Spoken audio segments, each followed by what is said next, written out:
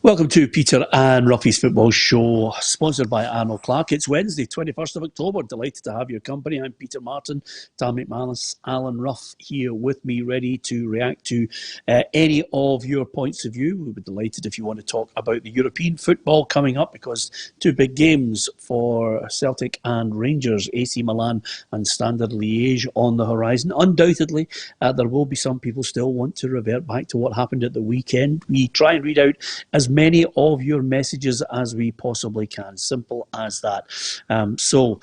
We will also discuss the Champions League from last night and, of course, the Champions League matches on offer tonight. You're going to hear from Neil Lennon, and you will also get a little package, a little insight into Standard Liège, because they've got a few worries over people with positive tests on COVID. So that's all to look forward to, and I'll give you details a little later on how you can win some fantastic prizes. All you have to do right now is share the programme, follow us on Facebook, and subscribe to our YouTube channel. Simple as that. So, first and foremost, Celtic against AC Milan is tomorrow night. Edouard still out. He's going to get tests, Roughie, cardiac tests. So clearly, this COVID has certainly prompted Celtic to get extensive tests on Edouard. Yeah, I think the COVID thing's hitting a lot of people in different ways. You know, we hear about the shortage of breathing and everything that goes with it, and everybody seems to be different. Yeah, you get a high profile sportsman like that, you know, worth a lot of money. I think you've got to do every test you can to make sure before he goes on the park he's 100%. You know, it'd be negligent not to do anything like that. So, you know, I think they're doing the right thing. But I think anybody that suffers like that, we're just hoping they come through it. Yeah, absolutely. Here's what Neil Lennon had to say about Edouard today. That's correct, Mark. He'll not be available for tomorrow. We're hoping, you know, again, I'm not going to be definitive on it because I can't. He's going through some, you know, protocols now and testing to see if he's okay to be involved at the weekend. That's a worry, Tam. Yeah, as first and foremost, obviously, we wish him the best in his health. You know, COVID, you know, we all know it's a nasty disease. It can affect people in different ways. So we're hoping that he's okay. You know, it affects the lungs and the heart and all that. So hopefully he gets checked up and he's fine. The most important thing is the health of the guy. So hopefully he's fine. And as I said, hopefully he's available for Sunday, which is, I think, it's a bigger game for Celtic. Aberdeen away on Sunday's a bigger game than the Milan game. You know, they've got to get back on track in the league and get, you know, behind Rangers again and try and pick up points, because you know, it's a real interesting situation just now that the Celtic are in. They need to go and try and catch Rangers now. Yeah, and the other worries that they have is Nir Beaton out. He mentioned that he couldn't stand up at times, such as the way COVID was affecting him. It was a little bit of a scare for him. El Hamed out as well, Roughie. So it looks as if the boy Welsh is going to be continuing, basically because Julian has an inflammation at the base of his spine. So that back problem is going to rule him out for the foreseeable future. Yeah, I'm sure that the young lad will be excited by that. He's tasted an Old Firm game. He'll got an appetite for it, and to be thrown into a game like that, you know. And I think I touched on it last week. You can remind me the young guy's first name. I only remember his second name. Was it Caddis? Was it Paul Caddis? Paul Caddis, yeah. I think he got thrown in against Barcelona in a European night. So no, I think the modern day young boy relishes games like this, and he'll see it to improve or enhance his chances of getting into the first team eventually. But no, I think you should just go and enjoy it. I think David Marshall, he enjoyed it in Barcelona. I can't remember what age he was. So no, sometimes it's a stepping stone to something bigger. Yep, I'd like to give a few people a mention. Vincent Amata, first time I've tuned into the live chat, but I've been watching for a good while now. Vincent, we're delighted that you could join us as ever. Lots of people join us on YouTube to watch the programme at their leisure, or indeed live with us. And on Facebook and Twitter, you can indeed interact with us. We'll read out as many messages as we possibly can, obviously. Hi, everybody. Love the show. And, of course, Rangers, says Alec Mitchell. Alec, thanks for joining us, and delighted that you could indeed join us. Brian Forsyth, Niall Kane, Scott Stenhouse as well. well, who mentions Lewis Ferguson, contender for goal of the season last night. It was an absolute raker. We're going to talk about that too. As far as picking up on the point that Tam McManus just mentioned there, yes, of course, real worries for Celtic in the league, and the manager wasn't shirking the responsibility. He just says that he's not going to try and make excuses or try and paper over the cracks. We're all disappointment, but we can't dwell on the disappointment. We're not sort of, smoothing things over as if everything's okay. We're just going to work away and not listen to, you have to accept the criticism when it comes. I get that. We've been here before, and we're just looking to react as positively as we can to get a run of games where we play well and win again. Yeah, and it's fairly obvious, I think, Roughie, to everyone that there are problems when you don't have certain players available. He's going to have to make it a patchwork side at best. I don't see the game against AC Milan. I agree with Tam. I don't see the game against AC Milan as an absolute must or something that he's hoping to take something out of. I think it's probably damage limitation because Milan are going well in their league, Roughie. Yeah, they certainly are. For me, the European stage for Celtic was all for the fans. The fans bought into the Champions League and the Europa games as well to a certain extent. It's a big night. If your team's in Europe and you want to go along and see them, that's not the case now. So they're missing out that as well. I'm sure Neil will want a respectable result against Milan to take it into the weekend against Aberdeen. But we're now at the stage now because Rangers won. You're talking about games in hand, and if they don't win this game, it could be 7, it could be 11, and we've done that in years gone by as well. But it's never really materialised. So it's up to Celtic, to sort of to go up to Aberdeen and show everybody that it was a one-off game. They've been there before. I think it was last year they had to go up to Aberdeen, and everybody was doubting their character, and lo and behold, they were 3-0 up in about 20 minutes. So that's the kind of form that Neil Lennon will be hoping that his players can bring at the weekend, and we'll have to wait and see if that can be done. Well, that's the joy of it, Tam. Everybody actually, it's called the doomsday scenario that people start to project, well, if they don't win that one, if they don't win that one, if they don't win that one, and Rangers win this, and this. And Ruffy's saying it was in years gone by. This was last year. Rangers had the opportunity to go 11 points clear at one point. Yeah, they did. They had a great opportunity last season, Rangers, and they didn't take advantage of it.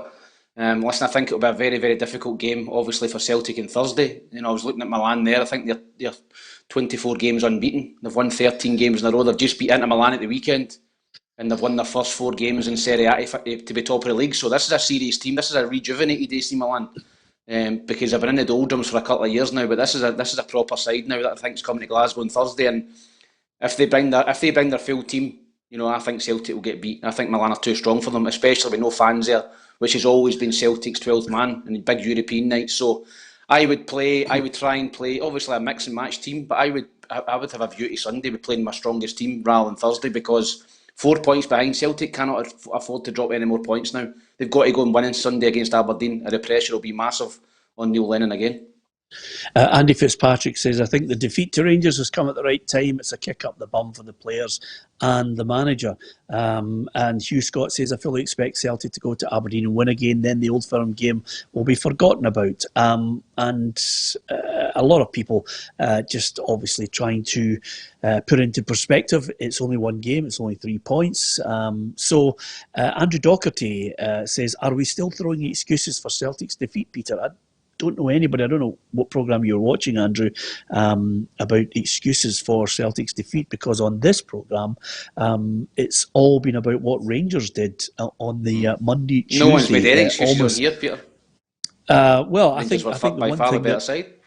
Yeah, I think the one thing that some people sometimes do when you get to an Old Firm game is look at the failings of the team that lost. But Andrew, if you're watching this programme, it was certainly all about what Rangers were doing, the positives, and then reflecting on the things that went wrong for Celtic. But no reflection on Rangers. They actually went out and did a professional job. And Vincent says, sad to see Roughie has covered up his cowboy shirt today with a jumper. Well, that's what he does. Once he has the shirt on 4 or 5 days, what he does is he mixes and matches with a cardigan or a jumper to try and fool people into thinking it's a new outfit. But thankfully, Vincent, you have actually worked out what Tam and I worked out over a year ago, which is why we all opted to go into boxes like this before COVID, so that we didn't have to smell them. We need to change the name of the show now to the Peter and Roughie Fashion Show. Yes, absolutely.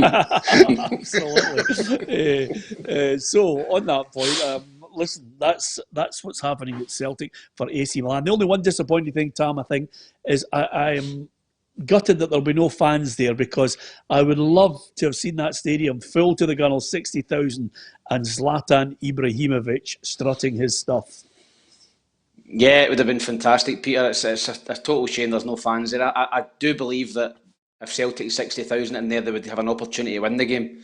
You've seen over the last few years, players grow an extra lung, an extra yard of pace. The fans just urge them on, and they've picked up some massive scalps. So I do feel as if it's a major disadvantage to Celtic, as it was on Sunday. No supporters in the stadium.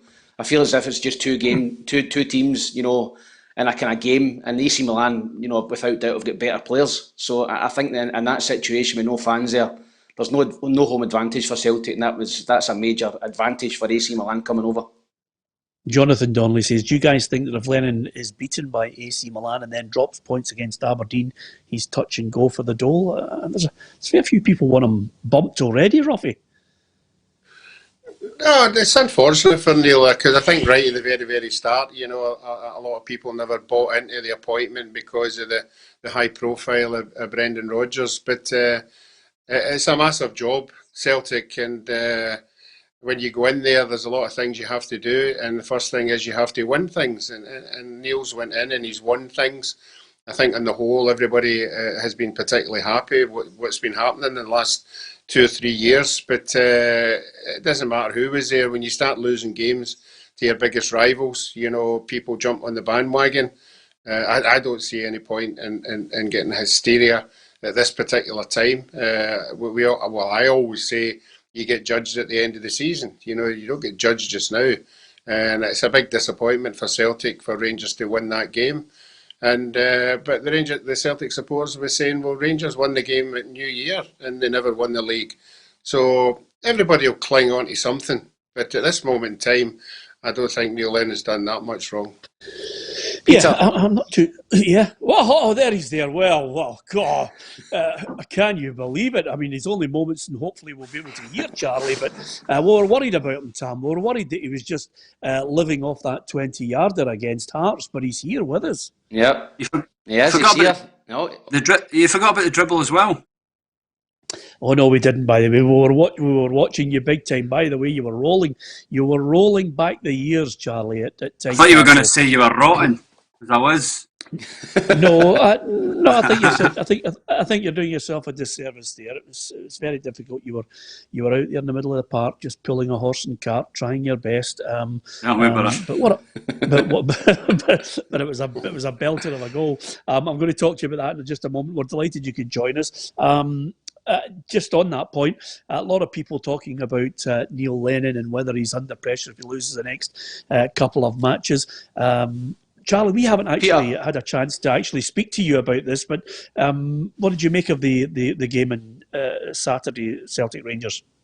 If we go both sides, I think you'll be obviously disappointed in how Celtic played. But I think a lot of credit done to how Rangers played. They had an identity in what they wanted to do. They never got away from even the goal kicks, just rolling it to Goldson and then going playing it down the line and getting, Ayer and Welsh running in the channel with Morelos or somebody else, and it worked. It worked for them. And I don't think Rangers were brilliant on the day. I don't think they blew Celtic away, but they've done a comfortable job. They've done a professional game, and they deserve the victory. But I would be worried in how Celtic played. It's they've not started the season well, not firing on all cylinders.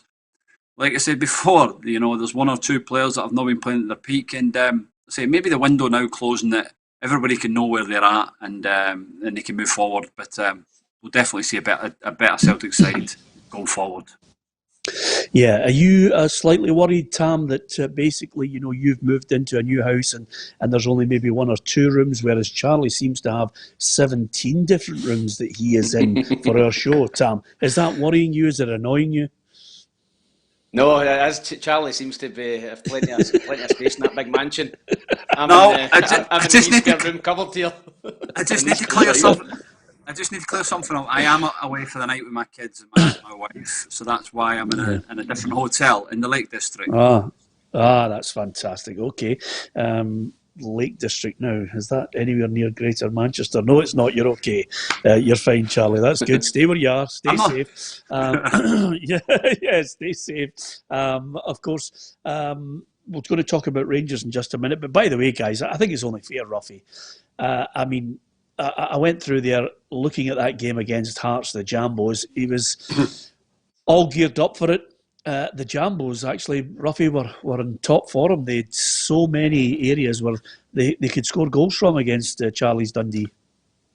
Yeah, I don't know if you remember me mentioning that we did play Hearts a couple of times before the start of the season, and I did say to Charlie I was impressed with the way they were moving about at pace, and the pool of players they had would match anybody in that championship, and I think that was the case the other night. If you look at the bench that Hearts had later on in the game, they're a strong side, but it was one of these games. I think Hearts got in about it right at the start, got the goals at the right time, and Dundee just couldn't get that goal to get near to them, and as we all know, they won out quite clear winners.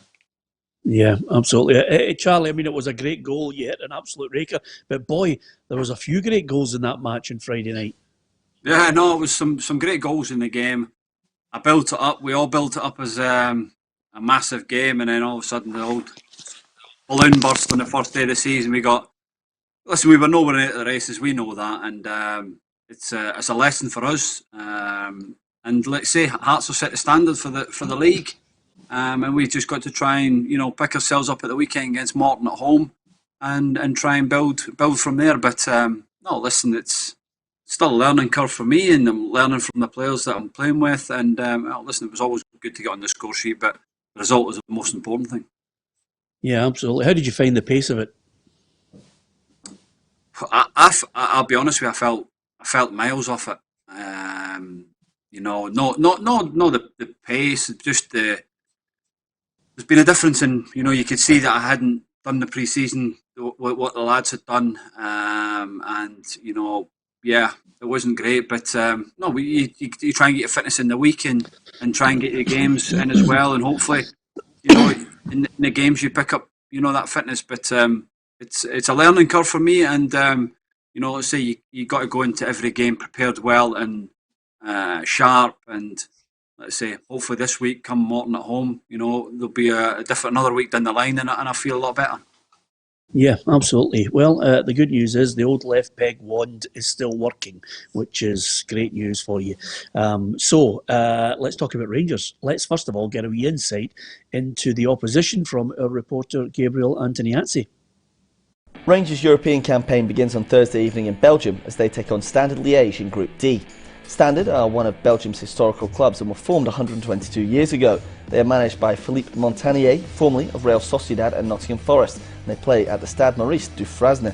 The Wallonian club have delivered 10 league titles and 8 Belgian Cups over the years, most recently 2 seasons ago. They were beaten in the 1982 Cup Winners' Cup final by Barcelona. Key players include the creative Mehdi Carcella, 21-year-old captain Zeno van Hoodsen, and goal-scoring midfielder Selim Amala. However, they will have 3 players missing with coronavirus, as several more isolate and await test results.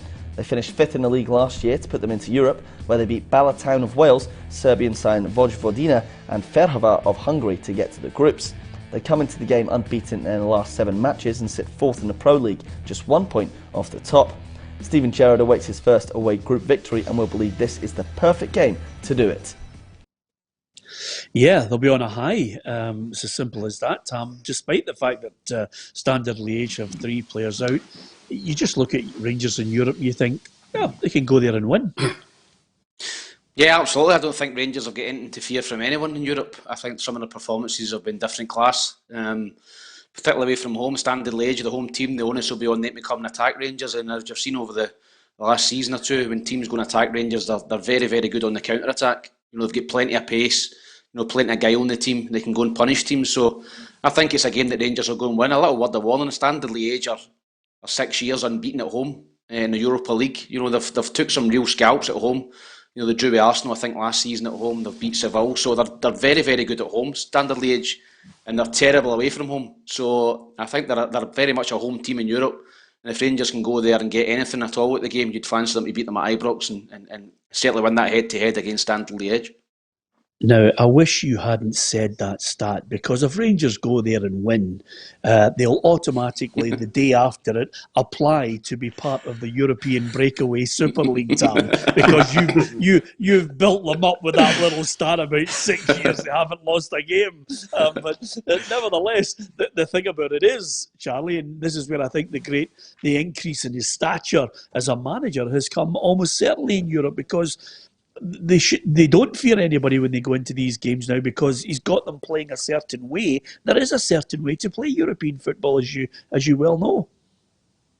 Yeah, listen, he's got a way of playing, and like Conor Golson said after the Celtic game at the weekend, this is a 2.5 year plan on week in, week out, playing the same way. They don't really differ from a European game, and the Rangers have had some great results over the last couple of years. Like Braga and people like that, top teams in the Europa League, and they've done brilliant. And this will be another one, like you say, Tam said. I expect them to win tomorrow night, and push on. It's a tough group, but with what Rangers have achieved so far in Europe, they've got a chance of getting through. Yeah, 3,750 fans will be allowed in, Roughie. There are certain areas where obviously the Belgian authorities look at the COVID situation and think, okay, can you get a certain amount of fans in safely? So, when you start to see that in other countries, you just wish we could adopt some similar approach. Yeah, and I'm sure the Rangers players will rise to that. I'm sure we've all beat the games. I mean, Charlie's played in a game last Friday night with no fans in. It's an eerie feeling whether you're playing or not playing. So I think the fans in the game will give Rangers a wee bit of a lift, because you like to respond to opposition fans. You want to get a bit of atmosphere in the game, and you respond to that. So no, I think that would be a good thing for Rangers, to go into that game. But it's going to be a tough game. But since Rangers have went into Europa Cup, they haven't been turned over in any of the games. They haven't been backs to the wall in any of the games, home or away. They seem pretty confident in the way they set out their stalls. So no, I'm not as confident they'll go there and win that game, but I would think if they went over there and got a draw, it would be as good as. Yeah, is an airy feeling just as bad as an eerie feeling, Roughie? I'm just checking. Yeah, okay. Airy's worse. Airy's worse, is it? Okay. Brilliant. Listen, I'm going to read out a few things here. And Gary McGurn says, Peter, Charlie should be playing for a Premiership team in Scotland. He was man of the match on Friday. Yeah, listen, he was certainly, I think, as Charlie points out there, as soon as he goes through the gears, gets more and more match fitness, then I think he will be absolutely flying for that Dundee side. Just, that's a personal opinion. I don't want Charlie's viewpoint on it, because it's totally unfair. Once they get that back line sorted out, Tam, I think they could get It's a bit leaky. It's a bit leaky. I think they could be in with a chance of really pushing for second or third place, but that's just a personal opinion, Tam. I'd agree with you. I think they need to get a wee bit of defensive work done. They were a bit all over the place at the back, but it's the first game, Charlie, and I'm sure you'll work on it and tighten up. Yeah. What? By the way, what about him sat in the stand with his mask on, all professional? I waved to him, never even waved back at me. It took him about 10 minutes to realise it was me. Well, to be perfectly honest with you, the reason why I didn't wave to him is because I thought, who's that guy just chasing the ball in the middle of the circle and he can't get a hold of it? I thought, and then I realised it was Charlie. By the way, I have to say, Roughie, he played a pass blind with the outside of his left boot to the left-hand side of the park, and I just looked and I smiled and I went, there you are. You could be breathing out of your back end, but if you've got the class to see the pass, Roughie, before anybody else, it was just a joy to watch. You have to realise, Charlie, that Peter wouldn't be waving to anybody that's on a losing side. He wouldn't want to be associated with a team. By the way, he never even asked me for an interview. Did he have his heart scarf on? I never even asked me for an interview. Rob, that. He never even asked me, said, want to chat? I know. I was actually chatting. I was hoping you were going to come over, but nevertheless, it was good to chat. I couldn't wait to get back in the bus. Yeah, I was good to chat to James because I like James. He's a guy who's been on our programme a lot of times, Roughie. We've had James McPake on a lot of times. He's a really good lad. I've got a lot of time for James. I remember that time he came into the studio after he had that bad injury and he'd been out for about 7 or 8 months, and he was showing us the wastage in his leg, and what he had to do to build it up because he was desperate to get another shot at it, but it obviously never happened. So, no, good luck to him. He's back in the game anyway. Yeah, absolutely. Listen, give us your predictions then. Standard Liège against Rangers. Well, I'm going to go Standard Liège 1, Rangers 2, Tam. So there you are. I think it's been such a good week for them. I think they can go and do the damage. Yeah, I'm leaning towards Rangers as well. It depends, as I said, there's got 3 players out for COVID for Standard and maybe another 2 or 3. So, I mean, if they've got 5 or 6 players out, you would tend to think Rangers would go and win the game, even though Standard Liège are very strong at home in Europe. But I will go for Standard Liège 1, Rangers 2 as well. Yeah, okay, Charlie? I'm 2-0. Rangers are defensively they're solid away from home. Even at home now, they've not conceded many goals, so I'll go 2-0. Yeah, Gordon McFadden agrees with you, Charlie. He says Rangers to win 2-0. Niall Kane, 2-0 to Rangers for me as well. Sean Grogan says 0-0. And David Palfreman says 4-1. Easy peasy. But here's one for you. Sorry to interrupt. Do you think that Rangers will make a couple of changes, or will they keep going with the same team like your Kents and all? Will you leave them out and think we need to win Saturday or Sunday when we come back and make sure this league is, or do you think we focus on this game next? Well, my personal opinion on what Steven Gerrard will do is as I look at the run that he's got coming up, he's got Livingston, Kilmarnock, Hamilton, and then Aberdeen. That's the next 4 games in the league. I think what he does is he plays his strongest side for as long as he possibly can, with the odd one forcing their way in because of an injury or some change in a tactic. I think it's all guns to the fore. Even in Europe as well, you don't think this European campaign? Do you think he might make those 3 changes for? I think he'll play Jones or Barker. Yeah, and that's an interesting one. So as well. Yeah, Jack might come. I think he might make 2 or 3 changes for these European games because the run of fixtures they've got in the league is perfect for them. Well, here's the point, and this is something that I think we could look back in this next statement, Roughie, and play it in May. We've been talking about managers on this programme here. We've had people saying Neil Lennon should be sacked. The panic merchants in the Celtic camp. Some people are looking and saying, well, if Steven Gerrard didn't win anything at the end of the season, does he stay? My view on Steven Gerrard is I think his reputation has grown because of the way Rangers have played in Europe, and I think that's a great benchmark for people down south, chairman, who are looking at the potential manager. Of Steven Gerrard being the next manager of a Premier League club, Roughie.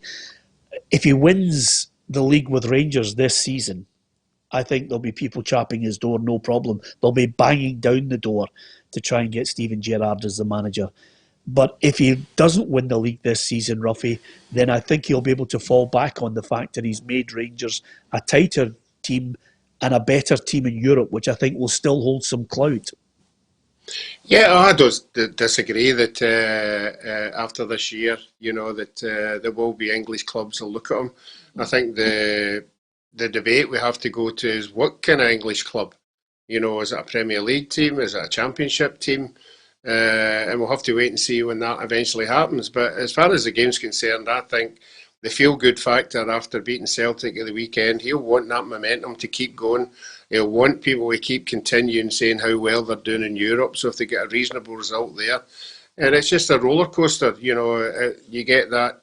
Charlie's already said if he can help it, I think he'll keep to 9 of the 11 as often as possible. Obviously, injuries, suspensions will come into it. But the more that team play together, they get stronger as a unit, and that's the same with every team. If you keep rolling and winning games and winning them, and the feel-good factors there, guys don't want to be at the team. They don't want to be left out. They want to be playing every big game, and that's why I think he will want to do well in this European game this week. Yeah, I'm going to read this one out because I think I like a bit of banter. I like a bit of fun on the programme as well, and we can all take some right good stuff. Colin Campbell says Lennon out, Levine in. Well, that really don't hang fire. I know where Colin's coming from, because obviously that would maintain the no striker up front from the weekend's game. Because didn't really have a shot in target, to be honest with you, Tam. I mean, let's be honest. I can see where Colin and his mischievous attitude to it all. That's the nature of it. Charlie, you know yourself. 1 minute you're a genius tactically, next minute you're a dud if you lose an Old Firm game. Yeah, listen, that's part and parcel of being the manager of Rangers and Celtic. Neil Lennon's not under pressure. He's, he just needs to get a team and a structure and a way of playing and get confidence back. He was missing 3 of his probably best players and most important players. But it's about a reaction now. If they win the next game, they're only 1 point behind Rangers. So is it really a crisis? I don't think so. It's just when you lose an Old Firm, and in the manner they lost it was probably the most disappointing thing. Yeah, an air of sensibility about it all, certainly over the last 3 days on this programme, and lots of people obviously talking about the game, the manner of the win, and what could happen. I think that's the joy of it all. There's ifs, buts and maybes along the way. Now, other things that we want to talk about as well. You can give us your prediction. What do you think is going to happen? Celtic against AC Milan, Standard Liège against Rangers. Tell us what you think the scoreline is going to be. Don't forget as well, details of a competition coming up very shortly, and I think you might want to get involved in it because there are some cracking prizes. Last night it was Aberdeen 4, Hamilton 2. I don't think any of us predicted that, Roughie, but I have to say, I said 4-1, wasn't far away. Yeah. Well, 4-1's not 4-2, so you only get 2 points. But I'll tell you, Tam, Aberdeen scored some great goals, and Lewis Ferguson hit an absolute raker. Yeah, I watched the game last night. I thought Aberdeen were excellent for the first 20, 30 minutes. Blew Hamilton away. Hamilton Accies are all over the place at the back. I think they've lost 12 goals in the last 3 games and scored 7 and picked up a point. So that tells you everything you need to know about Hamilton Accies. But Aberdeen were very, very good. Edmondson up front, Hedges just played behind him. Scott Wright was up there. Edmondson, I think that's him in the picture. He gets his first goal for Aberdeen. So that'll give him confidence. They'd obviously Cosgrove on the bench. Coming back in, McCrory was rested. So all of a sudden, Niall McGinn's on the bench. All of a sudden, you're looking at Aberdeen's squad, and you're thinking they're very, very strong at the minute. And 4 goals, obviously losing a couple of goals, not be happy about. But I think there'll be a real test for Celtic on Sunday, because this Aberdeen team is motoring just now. They're playing with confidence. They're scoring goals, and I think it'll be a real hard game for Celtic up there. Yeah, a couple of injury worries for Aberdeen. Johnny Hayes had a groin injury. I love it, Charlie. I don't know if you've watched the clip on Twitter, but there's a great angle when Lewis Ferguson hits his shot from about 25 yards. And as it rockets into the net, if you look to the left-hand side of the camera angle, you see Johnny Hayes going like that, as if he can't even believe Ferguson is capable of a goal like that when it hits the back of the net. There's confidence from your teammates, eh? You might get 1 or 2 that don't believe in you, but no, it was a great start. I've seen the strike. I've not seen that bit with Johnny Hayes, but Ferguson's one that keeps popping up, isn't he? He's a player he's playing well for Aberdeen. Him and McCrory seem to get a good partnership together. I've not seen too much of him, but if he keeps progressing the way he is progressing, he's at a good club in Aberdeen. I think I listened to Derek quite a bit, and he says that the grounding he got at Hamilton was very good for him. He played a number of games, and now he's just starting to get playing week in, week out in that Aberdeen team, and to cap it off, what a strike it was. I don't think his uncle could have struck a ball like that. I'll tell you that. Yeah, I wonder who his uncle is. Anyway, as far as as far as you're talking about there, Charlie, Tam, I think you, Roughie, in fact, Roughie, I think we're all big fans of Lewis Ferguson on what he's achieved last season. I just think he's destined for a bigger move than Aberdeen. I'm not so sure Aberdeen, Dave Cormack, the chairman, or Derek McInnes will be too keen in selling him to Rangers or Celtic. That's for sure. No, I think like any player that leaves Aberdeen, they'd be hoping they'd go down south. They wouldn't come back. They wouldn't want them to come back and bite them.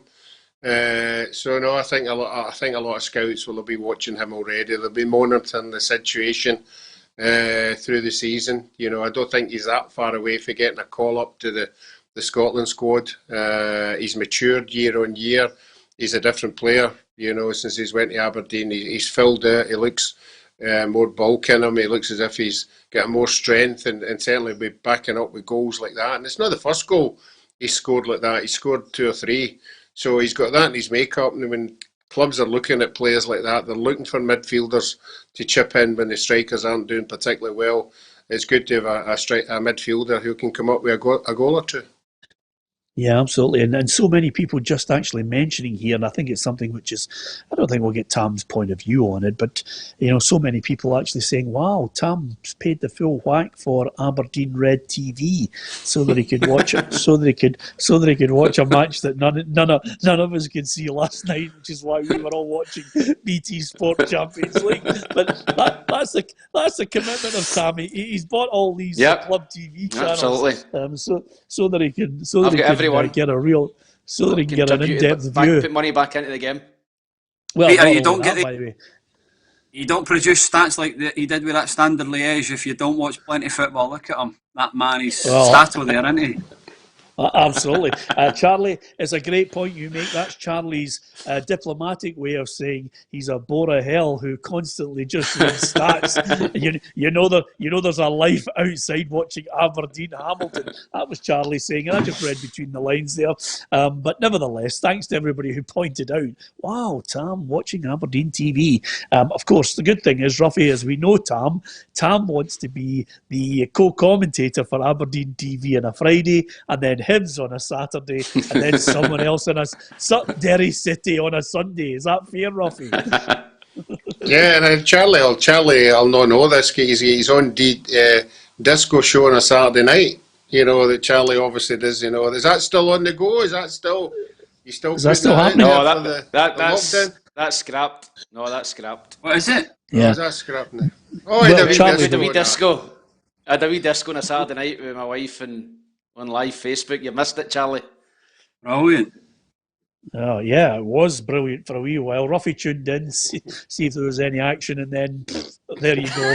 But not. It was actually just disco music, Charlie. So he went back to the Dutch channel. Anyway, to watch. Ajax. A Dutch team there, Ajax. Anyway, listen, we're talking about Dundee. What about Dundee United? It looks as if Hyando Fuchs has finally got the all clear to play, and he's been very complimentary about the team that he's joined in Scotland. It's a big club in Scotland because I have a lot of history. I see he play against Barcelona a lot of time. He play against Messi. And I know one player, he played before in Scotland, Arnold. I don't know if you know, but he tell me it's a very good league for improve, for learn. Well, that's good news. Barcelona did actually train at St Andrews and played a couple of friendlies against Dundee United. It's amazing how something can stick in someone's head. And then Arnaud Djoum was a good player for Hearts, Tam. So, hopefully Hyando Fuchs has got a wee bit of quality about him and will help Dundee United.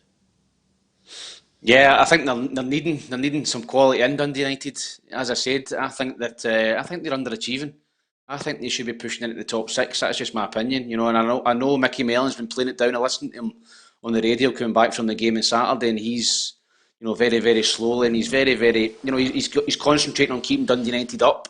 But I think they've got to set their heights a wee bit higher and maybe push into that top 6, because I think their budget would be as big as anyone outside your top 4. So I think Fuchs will come in. Hopefully they'll give them a bit of quality in the final third, because they're struggling to score goals. They're struggling to get service into Shankland. They've got McNulty in there as well. So they need a wee bit of creativity and a wee bit of spark to get some goals. Yeah, what makes you think there should be top 6 just coming up from the Championship, Tam? Peter, I think that the momentum they had from coming up last season, I think you'll see teams that usually come up do well. And I feel their budget, I mean, they've got Lawrence Shankland there, Scottish internationals, in your front 2, and they've got, I feel as if they've got good quality. They've brought loan players up. The boy Bolton from Man City has done quite well for them. And I feel they've got a big squad there. So I feel as if they should be pushing into the top 6. That's just my opinion. Dundee United fans might not agree. They might just want to stay up this season, but I think they should be aiming a wee bit higher with the money that they've spent. Charlie? Yeah, I totally agree. I think I watched them against Livingston at Tannadice, and I thought that both teams were very poor. Technically, couldn't keep hold of the ball at times, and just never got enough supply to Shankland on the night. And he's meant to be your best player, so you need to try and get the strengths of what he's good at. And try and play to his strengths. McNulty will help them up there because he's a worker. He wants to play and he'll score goals. But they're organised and they've got a good shape about them, but they just lacked a little bit of quality. And maybe this lad coming in, Fuchs, can give them that. But if I was Dundee United player, I'd be looking to say, listen, we can get in the top 6, because squad for player for player, they've got as good a squad as other teams in the league, and it's just probably getting that running consistent, trying to win games, and if you can win 1 or 2 on the bounce, and then it might help. But at the moment, I think they struggle against Aberdeen at Tannadice the other week, and probably should have lost the game, but they got a point. So hopefully that could be the stepping stone, and they can start to build now for the rest of the season. Colin Moy says Dundee United are a bottom 6 team. Alec Kelly, who was his birthday yesterday, says great to see Charlie Adam with a big smile on his face today. Charlie, to be fair to him, has been on the programme with a big smile on a regular basis. He just doesn't smile. He just doesn't smile when I'm just about to ask a question, Tam. Because then people will start thinking he's completely and utterly insane looking. If you start smiling every time I ask a question, I just want to sit like that on the programme all the time. There's no need for him to smile non-stop. David Heron says United are poor. I certainly expected more of them, but top 6, I'm not so sure. I think there are a number of teams that are playing well that would really push them for that. But we'll wait and see how it all goes. If Fuchs makes a difference to their midfield, then more the merrier up there in the top end. Certainly United, on previous history of them, you would think they were a top 6 side, but they've got to earn that right. I'm going to mention one of your players, Tam, Ryan Porteous. I thought it was a great gesture today. He's actually signed up to the Common Goal, which is a charity, basically, which Juan Mata started, which is basically he's donated 1% of his wages to this Common Goal. It helps, grassroots for girls' football, for equality. There's a lot of good work that the Common Goal is involved in. And for a young man like Ryan Porteous, he's the first SPFL player to do so and sign up for it. Yeah, great PR for him, great PR for Hibs, him coming out and doing that, and a good gesture. You've obviously got a few high-profile guys in England doing it, and they're earning a lot more money than Ryan Porteous, so fair play to him. I think Andy Murray's Ryan Porteous' agent, so maybe there's been something there with Andy Murray's. I've had a chat, and he's decided to do it, but all very positive for him. He's had a great start to the season, he's in the Scotland squad, and this is great for him as well, and great for a club like Hibs to have the first player to do that. So fair play to him, and hopefully other players will come on board, because it's for a great cause, as you said. Yeah, James Docherty says Dundee United are going back down. I'm on the Jags. I remember 91. Thanks, James, for that. That's the great thing about it. Like a little history lesson. And Ronnie Gavin says Charlie Adam knows Celtic are crumbling. So there's lots of guys still wallowing in it from the weekend. That's the joy of an Old Firm game. It manages to go non-stop all the way through three days after it's finished. See, to be honest with you, Rangers have been in the doldrums for years now, and Celtic have totally dominated for 3-4 years. So I have no problem with the Rangers fans gloating and wallowing in a great victory, because Celtic fans have done it to them for a number of years. So if you give it out, you've got to take it. Yeah, absolutely. Well, that's the great thing about it. We like the banter on the Facebook page. Certainly didn't like it on the YouTube page, because I think there were a few unhinged on it who overstepped their mark. But listen, it's football. That's the joy of it. I mean, as I remind everyone on this program, it's only a game of football. It's sport. It's not a platform to be used to abuse people. That's a stonewall certainty. Neil Gray says, Peter, remember to wear your Pelly t-shirt on Friday because it's his 80th birthday. Well, you don't need to remind me, because on Friday we've got a Pelly special. We'll be putting out a few wee packages here and there, and of course I had a one-to-one with him as well, Roughie, which I'll never forget. Sitting down with the great man was something that will live with me forever. Yeah, I remember you doing the interview. The two of you seemed to get on particularly well. And good questions as usual. And I don't know, are you going to show some of the interview, or are you just going to talk about the night you had with him? Well, to be fair, I had the night with him, but as ever with these things, Charlie, I felt as if Pelly was doing slightly better than me when I interviewed him. I think he was 75, and his 30-year-old wife was alongside him, so he seemed fairly happy. He was in better. Did Roughie get a couple of pills off him? Well, I was going to say, actually, it's funny you say that, Tam. I know Pelly is synonymous with Viagra, but that night I looked at his girlfriend and I thought, yeah, fair play to you, big man. I think you're only actually. No, well, Charlie definitely didn't need it. I mean, she was absolutely stunning. Stuart Ramsey says, Pelly is my greatest footballer, Peter. Stuart, I am not going to argue with you. I just think he's an absolute genius, the greatest of all time for me. And I know some people will not necessarily agree with me on that. But hey, Roughie, you agree with me, don't you? Yeah, I agree with you, because it was my era, and watching him head and shoulders above everybody else, as Messi and Ronaldo are in this era. And he could do special things as well, but it's a debate, that we could go on for hours and hours, because people have got their own values of that style of football and the modern day aspect and everything that goes with it. But just enjoy the era that you're in, and Pelly was certainly up there. Yeah, absolutely. We'll be wearing our Pelly gear on Friday. Charlie, who's your favourite player of all time, or the GOAT? Yeah, I'm a Messi fan. I'm a huge, obviously that was this is the generation that growing up. Obviously we know about Maradona and Pelé and things like that, but if you know somebody that you've seen live or, being close up to, then I would say Messi. I think he's a genius. Like you say, his numbers, and he's a winner, isn't he? The only thing for him will be that Argentina. That's probably his biggest regret.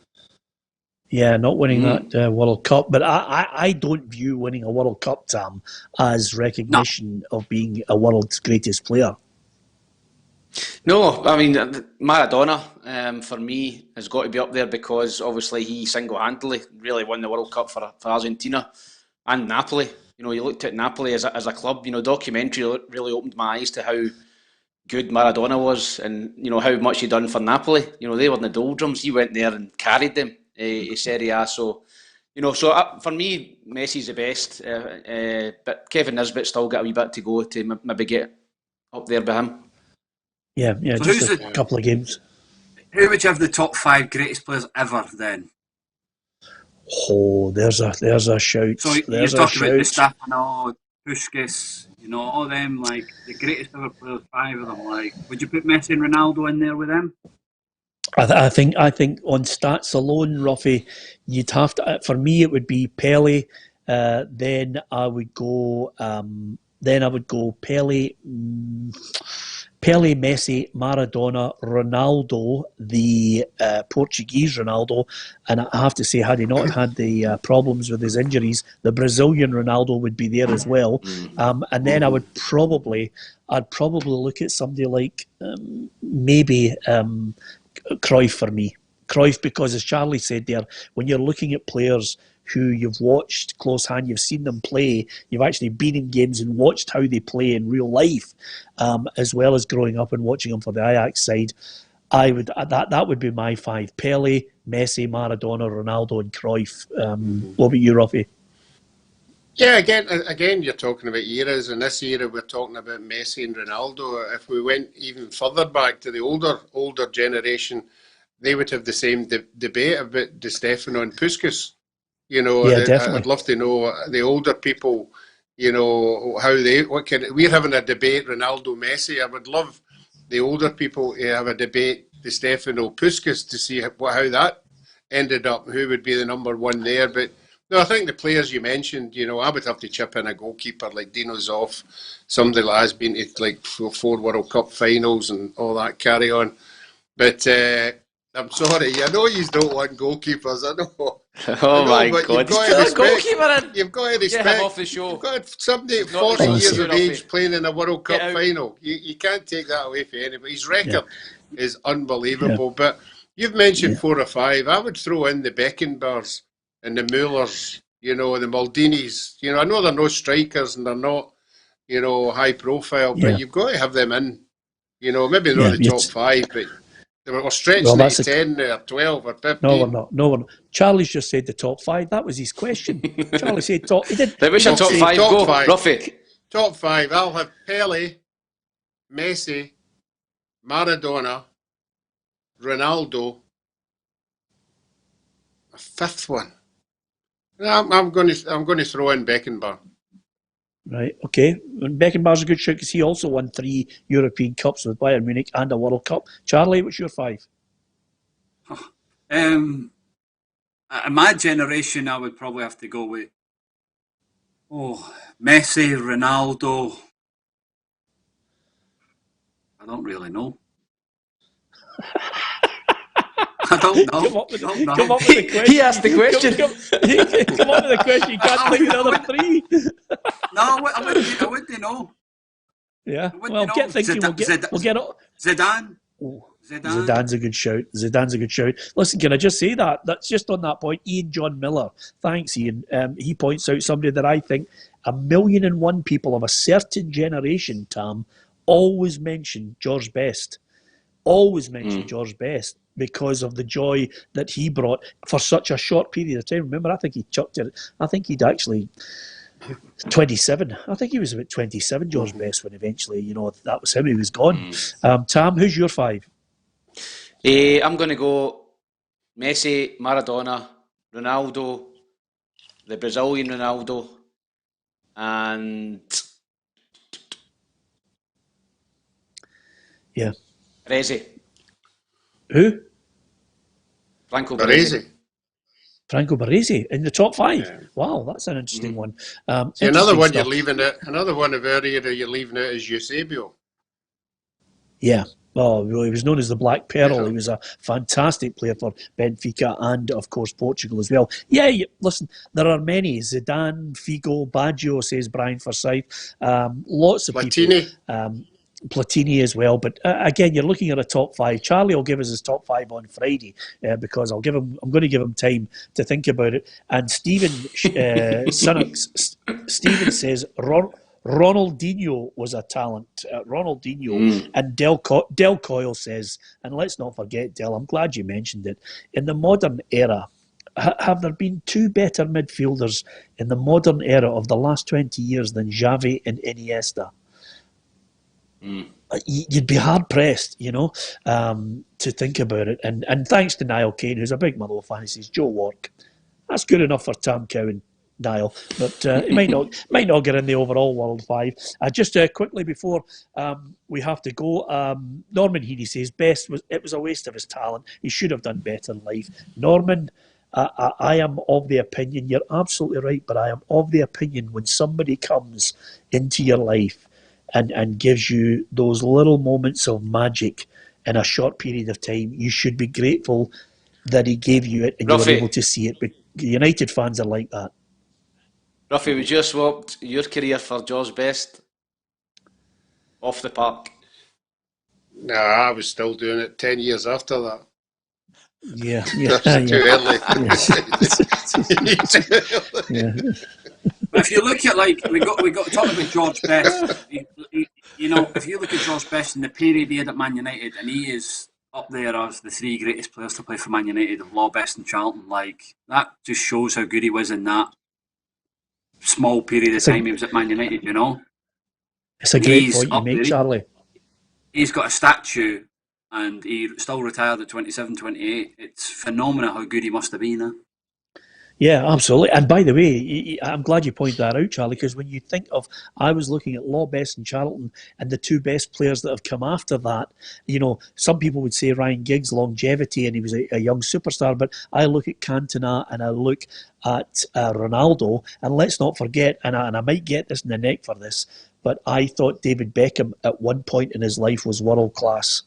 I thought he was an absolutely unbelievable player. But we can say that about you've left out your other favourite. You've left out your other favourite. Paul Scholes. Scholes is a genius. Scholes is a great player. But by the way, Charlie, here's one. You've played in England. Give me this. And I know we just slightly digress, but it is a football show. There are three players that cause constant consternation and argument in England. You played in England. You're throwing me under the bus. I know you're throwing me under the bus. I know what you're asking me. I'm going to throw you under the bus, but I love Scholes. I love Gerrard as a player. I absolutely loved him as a player. And by the way, before people jump on me, I don't dislike him now because the Rangers manager. Give me peace, because I know that's coming on this feed. But I was a big fan of Steven Gerrard as a player. I was a big fan of Scholes and Lampard. Who would you have it as a 1, 2, 3, Charlie? Oh, I know you're going to throw me under the bus here. It's different. They're all different types of players.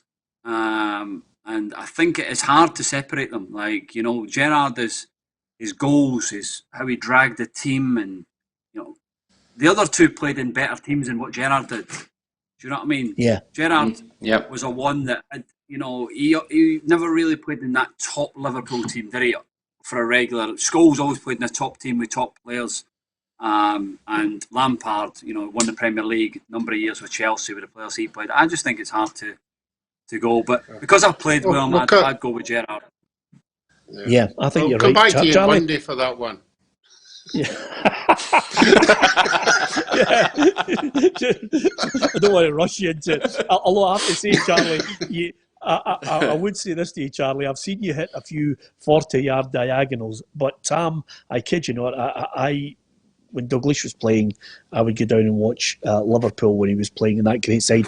But I actually went down to see Liverpool. As you know, I'm a Liverpool fan as well, and I watched Liverpool against Everton, and Steven Gerrard hit a 50-yard volley. He was in the right back area, and he hit a volley pass, 50-yard diagonal, to the toe of another player. And I looked and I thought, I mean, who hits a 50-yard volley as a pass? And it wasn't one of these ones that was just hit and hope. He meant it. I mean, it was outrageous. The Charlie makes a great point there about the quality of teams that the three of them played in. It's a great point. You know, Chelsea, you know, the Lampard team with Chelsea with John Terry, Jose Mourinho were dominant, and so was the Man United team with Scholes. So I think that Gerrard, you know, with the players, some of the players he played with were rotten, you know, in terms of English football and winning the Premiership. So I think if Gerrard had played in one of their teams, they wouldn't even be a conversation. I think Gerrard would be the best.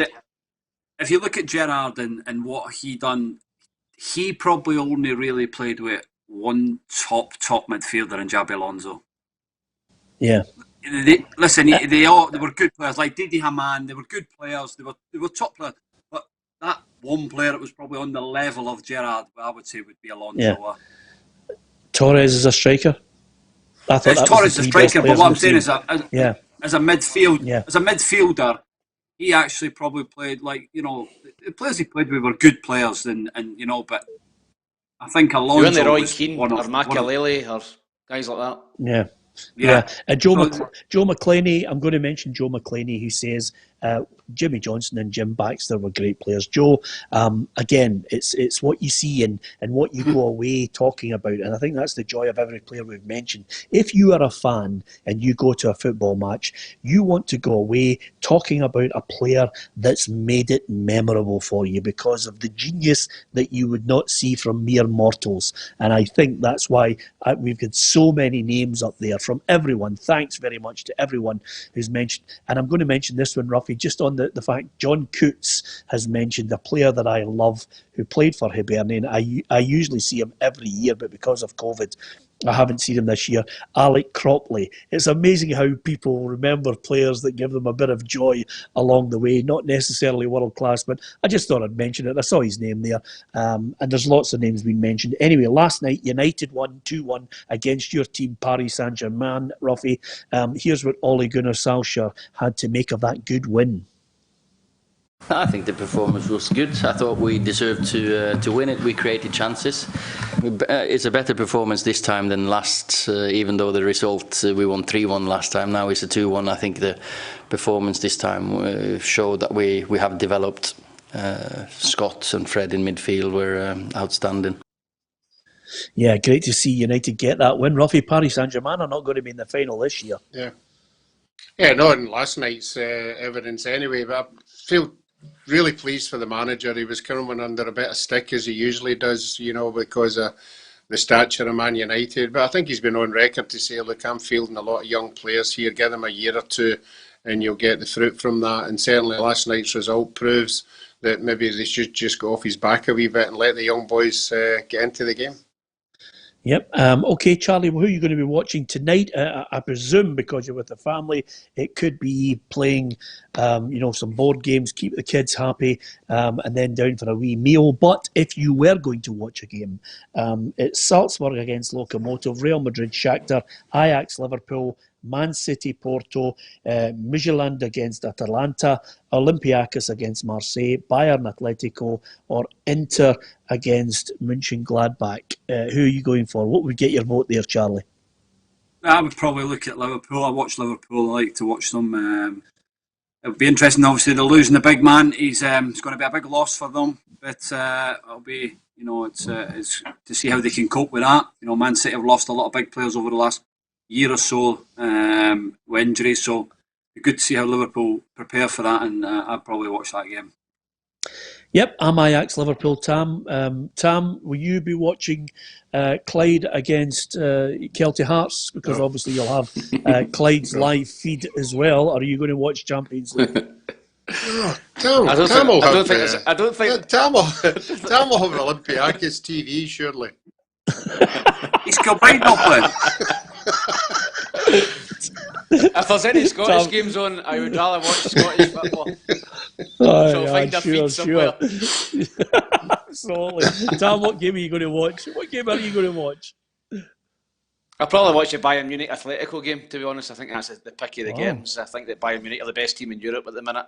And Atletico, Diego Simeone, you know what they're like. They're very, very hard to beat. So I think that'll be a cracking game to see the styles. Bayern very attack mode, and Atletico sitting trying to hit the counter attack. So I think that'll be a good game. Yeah, Roughie? Bayern for me as well. I like top class players, and it'd be interesting to see how they break them down.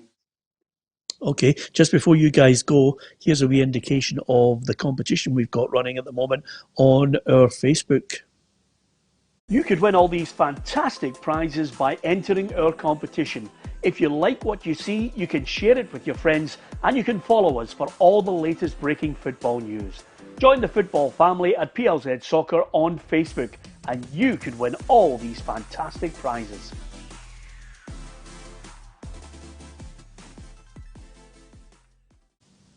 Yeah, Pele and Maradona T-shirts in there, the iPad, the Hall of Fame prints as well, well worthy of a prize. Charlie, it won't be the last time I watch you strut your stuff this season. It was great to see you on Friday, pinging the ball about and rolling back the years. So I'll be back to see Dundee once you get your fitness up as well. But we'll see you on Friday. The show starts at 4, Charlie. Show starts at 4, Charlie. Just thought I'd tell you just in case. I'll be there for 3:45. Yeah, sorry about it today.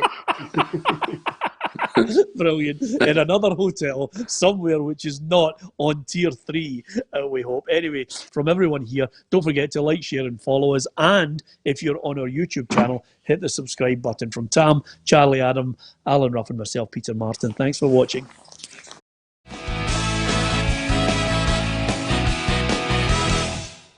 Expect the best used car deals guaranteed. Visit arnoldclark.com.